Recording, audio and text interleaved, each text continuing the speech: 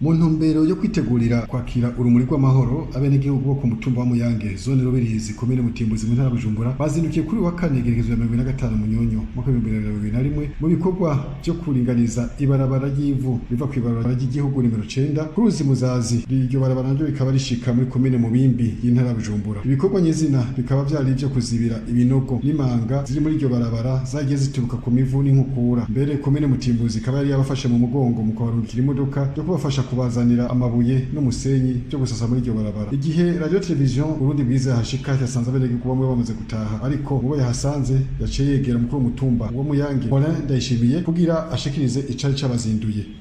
Uyu munsi twazinduye n'ibikorwa byo gusaniza ibarabara, urabona ko byarimo ibishimu, ubu turagezagira ngo tubisanure bikunde ibyo urumuri rw'amahoro ibyo ruharengane hameze neza hatunganijwe neza.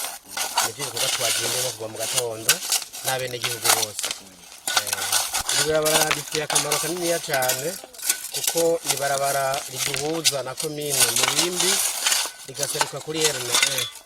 Ni barabara ryiza cyane naho ubona ririmo ibishimu, rifitiye akamaro kaniniya cyane.